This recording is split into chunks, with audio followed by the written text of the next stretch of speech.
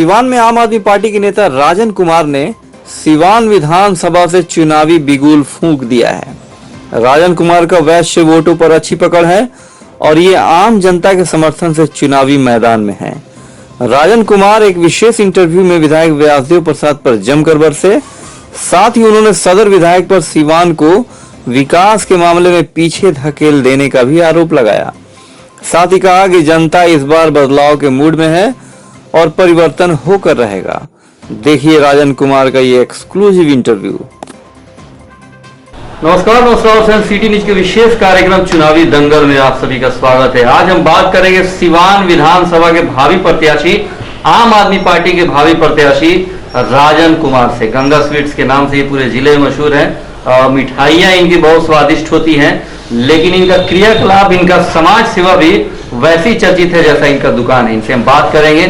देखा है तो राजनीति के क्षेत्र में काफी सक्रिय रहे हैं, वर्षों से ये राजनीति करते आ रहे हैं और आम आदमी पार्टी के सिवान में बहुत बेहतरीन कार्यकर्ता और नेता के रूप में समाज सेवा ही करते आ रहे हैं। राजन जी, बहुत बहुत शुक्रिया आपका चुनावी दंगल में। आपका भी नमस्कार और बहुत बहुत धन्यवाद। इसी वर्ष बिहार में विधानसभा चुनाव होने हैं। फिलहाल तो कोरोना महामारी की संक्रमण है पूरे बिहार के साथ पूरे देश में।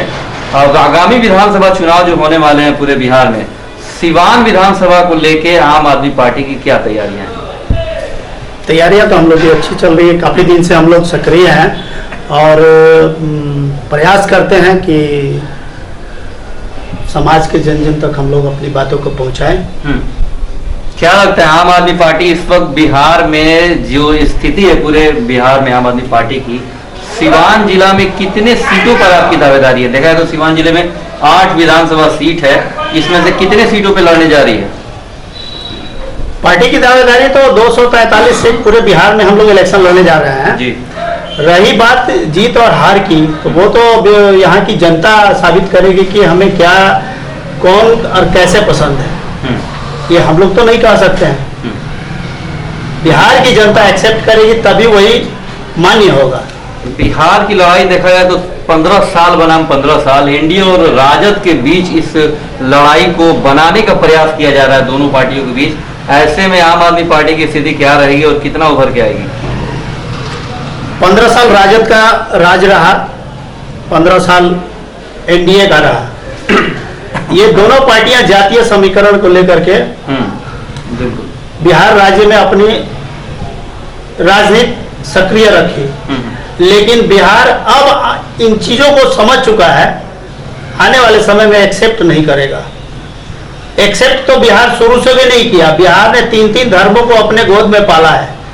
यहाँ जातीय समीकरण हमारे नेताओं ने यहाँ पे बिगाड़ के रख दिया। जब इलेक्शन आता है तब ये लोग जातीय समीकरण का फंडा समाज को देने लगते हैं। हम आपके जात के हैं, बिरादर के हैं। मैं आपसे पूछता हूं कि आपका बच्चा अगर बीमार होता है, आपके घर में कोई बूढ़े बुजुर्ग बीमार होते हैं, तो क्या आप अपने जात के डॉक्टर के यहाँ जाते हैं? आप जब झोली लेके सामान खरीदने जाते हैं तो क्या, मैं आपसे पूछता हूं कि अपने जात और बिरादर का दुकान देख करके जाते हैं? आप अपने बच्चे को स्कूल भेजते हैं तो क्या जात और बिरादर देख करके भेजते हैं? फिर वोट लेने के लिए और इलेक्शन का जब समय आता है तो ये राजनेता मंदिर और मस्जिद, हिंदू और मुसलमान की बात करके समाज को डिवाइड एंड रूल करके और अपनी राजनीति की रोटी सेकते हैं। इस इलेक्शन में आने वाले समय में बिहार की जनता सिखा देगी कि राजनीति में अब आने वाले समय में कोई भी व्यक्ति हिंदू और मुसलमान, मंदिर और मस्जिद की बात नहीं करेगा। टिकट भी देखा जाए तो सभी पार्टियां जो हैं वो जातिगत आधार पे टिकट भी बांटती हैं। ऐसा लगता है कि भाई राजपूत को देना है, भुइयार को देना है, यादव को देना है, दलित को देना है, मुस्लिम को देना है, इस हिसाब से कि वो वोट मैनेज कर सकें। बिहार की जनता जिस दिन जाग जाएगी, जिस दिन इसकी जागृति हमारे सर आंखों पे होगी, समझ आ जाएगी, उस दिन बिहार की जनता अच्छे लोगों को वोट देगी, न कि किसी राजनीतिक पार्टी को देगी। अगर बिहार की जनता अच्छे लोगों को वोट देने की प्रक्रिया और परंपरा शुरू कर दे तो पार्टियां भी बुरे लोगों को टिकट देने की परंपरा बंद कर देगी। और सिवान में विशेष रूप से 15 साल से व्यासदेव प्रसाद विधायक हैं। विकास के मामले में तो बिल्कुल शून्य ये विधायक हैं। आप नगर का भ्रमण कर लीजिए या फिर सिवान विधानसभा के कई पंचायतों का आप दौरा करिए, विकास कहीं धरातल पर नहीं दिखता है। आप क्या कहेंगे? ये तो सिवान की जनता बताएगी, हम कैसे बोल सकते हैं। नहीं, प्रत्याशी हैं आप। सिवान की जनता खुद बोल रही है कहीं विकास नहीं हुआ। जो विकास गुजरात में हुआ, जो विकास पंजाब में हुआ, जो विकास आपको राजस्थान में हो रहा है या हुआ है या अदर स्टेट में जो डेवलप स्टेट हमारा है, उसके तुलना में बिहार में कहीं भी डेवलपमेंट नहीं हुआ है। शिक्षा के मामले में जो तमिलनाडु या केरल का है, वो उस मामले में हम बहुत पीछे हैं। जबकि किसी जमाने में बिहार में शिक्षा लेने के लिए विदेशों से लोग आया करते थे। नालंदा और विक्रमशिला जैसे यूनिवर्सिटी हमारे पूरे विश्व का एक धरोहर हमारे यहाँ पड़ा हुआ है। और आज हमारे अपने स्टेट के बच्चे दूसरे स्टेट में शिक्षा के लिए जा रहे हैं। ये हमारा क्या कहा जाए, दुर्भाग्य है। सिवान विधानसभा सीट से आम आदमी पार्टी के प्रत्याशी हैं। देखा जाए तो आपके सामने एनडीए के प्रत्याशी व्यासदेव प्रसाद होंगे या फिर जो टिकट झटक ले वो रहेंगे, या फिर राजद महागठबंधन की बात करें तो यहाँ से और बिहारी चौधरी रहेंगे। ऐसे में लगता है कि जिस तरह से लीडिंग रही दिल्ली में आम आदमी पार्टी की, वो स्थिति सिवान में रहेगी। बहुत बातें हैं, हम लोग बोल नहीं सकते। ये तो इलेक्शन के बाद समझ में आएगा कि सिवान की जनता किस तरह से आम आदमी पार्टी को सर आंखों पे बिठाती है। ये तो इलेक्शन के बाद समझ में आएगा। तो राजन भाई, चुनावी मुद्दे आगामी विधानसभा में आपके विशेष रूप से क्या होने वाले हैं? शिक्षा, स्वास्थ्य और सुरक्षा, हमारी 3 बातें हैं। समाज शिक्षित हो, सुरक्षित रहे और स्वस्थ रहे। क्या लगता है, आप तो वैसे भी क्षेत्र में अब तूफानी दौरा आपका शुरू हो गया है, कई पंचायतों का आप दौरा कर रहे हैं, कई गांवों में जा रहे हैं, समस्याएं उभर के आपके सामने क्या आ रही हैं जिसको ठीक करने का आप संकल्प ले रहे हैं? समस्याएं तो कई तरह की हैं। रोजगार की समस्या है, शिक्षा की बेहतरीन समस्या है, बेहतरीन शिक्षा की समस्या। उसके लिए हमारे यहाँ के बच्चे चले जाते हैं, कोटा चले जाते हैं, कोई दिल्ली चला जाता है, कोई मद्रास जा रहा है, कोई बेंगलोर जा रहा है, कोई पंजाब में जा रहा है। लेकिन अगर वो शिक्षा की व्यवस्था हमारे यहाँ अगर बिहार में हो, उस क्षेत्र में अगर हम अपने आप को डेवलप करें, तो शायद हमारे यहाँ के बच्चे नहीं जाए, हमारा इकोनॉमिक यहीं का यहीं रह जाए, हम अपने खुद को विकसित करेंगे। लेकिन वो मामले में हमारे किसी भी नेता और मंत्री का आज तक दृष्टिकोण नहीं गया। स्वास्थ्य के मामले में हमारे यहाँ कोई आदमी कहता है कि दिल्ली में चले जाइए इलाज कराने, बेहतर हो रहा है, कोई मद्रास भेज देता है। हमारे यहाँ क्या एम्स की व्यवस्था नहीं हो सकती है? हमारे यहाँ क्या बड़े हॉस्पिटल और बड़े इंस्टीट्यूट शिक्षा के लिए नहीं हो सकते हैं?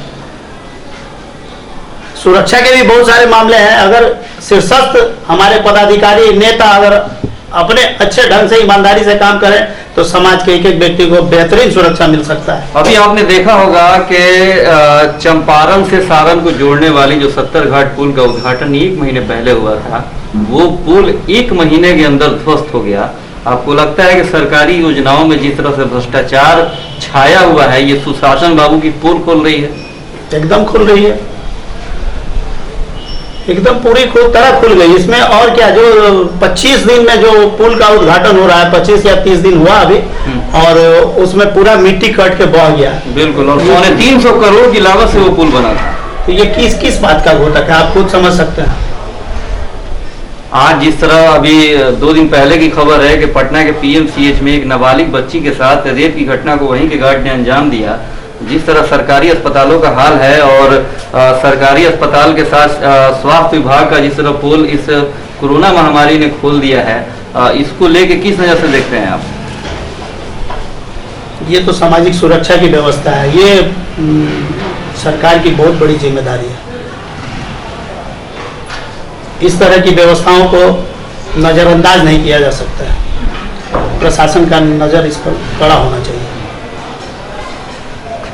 किस तरह का बिहार देखना आप चाहते हैं? विशेष रूप से आगामी विधानसभा चुनाव के बाद जो भी सरकार बने और उसमें आप लोगों की सहभागिता रही, तो कैसा बिहार का निर्माण आप लोग करना चाहते हैं?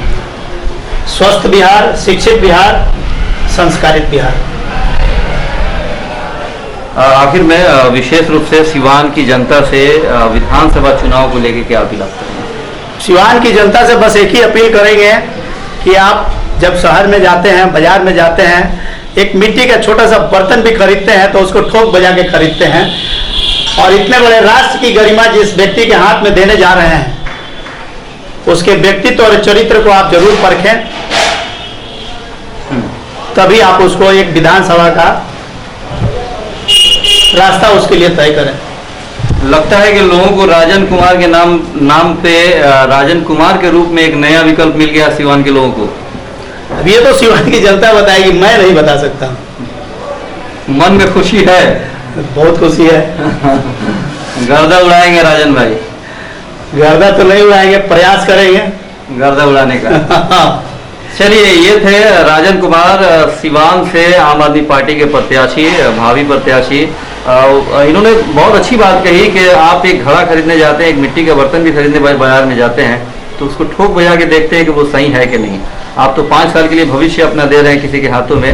उम्मीद है कि आप सभी इस बात को समझेंगे और आने वाले विधानसभा चुनाव में सही कैंडिडेट का चुनाव करेंगे ताकि सिवान के साथ पूरे बिहार का सही से विकास हो सके। कैमरा पर्सन परवेज आलम और अपने सहयोगी शमशेर अहमद के साथ उसराव हुसैन राजा, CT न्यूज, सिवान।